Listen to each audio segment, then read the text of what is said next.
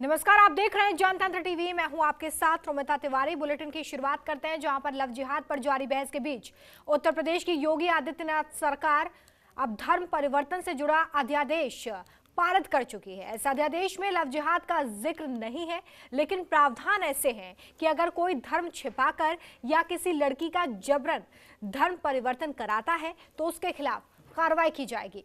इस पर और ज्यादा चर्चा के लिए हमारे संवाददाता रामानुज से बात की यूपी के उप मुख्यमंत्री केशव प्रसाद मौर्य ने। आइए सुनवाते हैं आपको कि उप मुख्यमंत्री का इस पूरे मसले पर क्या कुछ कहना है।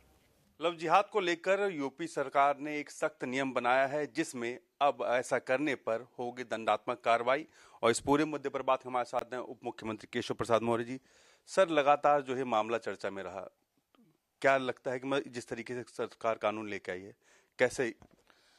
देखिए, उत्तर प्रदेश के अंदर कई वर्षों से अनेकों ऐसी घटनाएं लगातार घटित होती रही हैं, जिसमें कपटपूर्ण ढंग से नाम बदल करके, धर्म बदल करके पहले किसी लड़की को अपने जाल में फंसाया जाता है और बाद में असलियत जब सामने आती है और कोई लड़की धर्म परिवर्तन करने से इनकार करती है तो उसे मौत के घाट उतारे जाने की भी घटनाएं होती रही। उत्तर प्रदेश सरकार ने इस विषय को बहुत गंभीरता से लिया। कानून व्यवस्था के लिए भी बहुत बड़ा संकट लगातार बनता जा रहा था।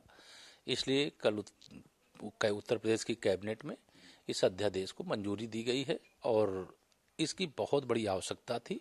और जो अब इस प्रकार का कृत्य करते थे, धोखा देते थे, कपट करते थे, छल करते थे, प्रपंच करते थे और बहुत सारी लड़कियों को अपने प्रेम जाल में नाम बदल करके पहले फंसाते थे, उनका फिर शोषण करते थे और फिर उनको उस अवस्था में या तो छोड़ देते थे या मार देते थे, जैसा नहीं होना चाहिए था। तो इसके लिए अध्यादेश आया, इसका बहुत परिणाम होगा और इस प्रकार की घटनाओं पर लगाम लगेगी। लेकिन विपक्ष जो है वो कहीं ना कहीं मुखर हो रहा, कह रहा है कि ये लव जिहाद है और तमाम ऐसी बातें जो है चल रही थी शुरुआत से, अब सरकार ऐसे नियम लेकर आ रही है। देखिए, विपक्ष तुष्टीकरण की घटिया राजनीति करता है और इसके कारण से वह रसातल में जा रहा है।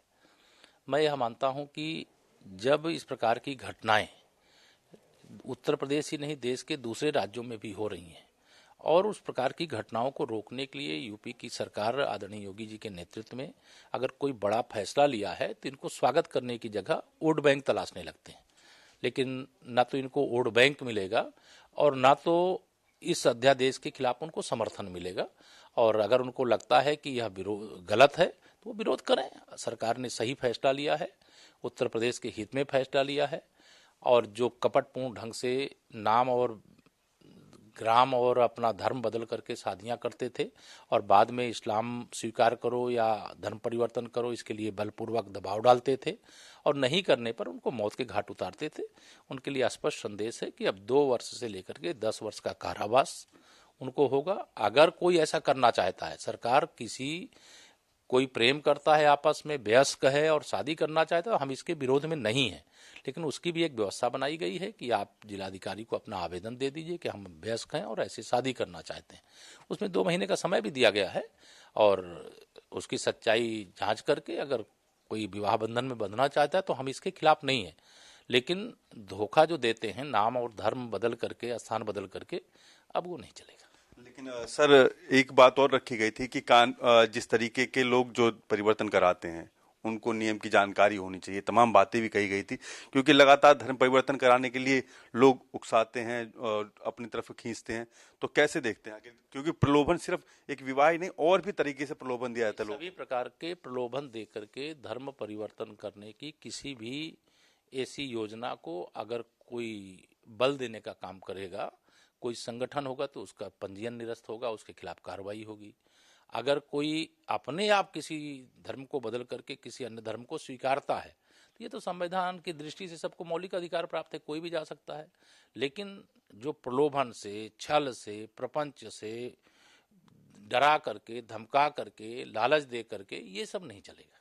धन्यवाद। तो ये थे उप मुख्यमंत्री केशव प्रसाद मौर्य, जिन्होंने साफ तौर पर कहा कि प्यार करने वालों की कोई मनाही नहीं है। 2 महीने पहले उनको एक बताना पड़ेगा, सूचित करना पड़ेगा गैर धर्म के होते हैं, लेकिन नाम बदलकर और तमाम तरीके से झूठे वादे कर जिस तरीके के लोग सामने आते हैं और उसके बाद धर्म परिवर्तन कराते हैं, तो ऐसे लोगों पर योगी सरकार ने एक सख्त कानून बनाया है, जिसमें 10 साल की जेल होना तय है। कैमरा अमरीश के साथ रामनित भट्ट, जनतंत्र टीवी, लखनऊ। खबरों के निष्पक्ष विश्लेषण के लिए सब्सक्राइब करें Jantantra TV and press the bell icon. Never miss any update.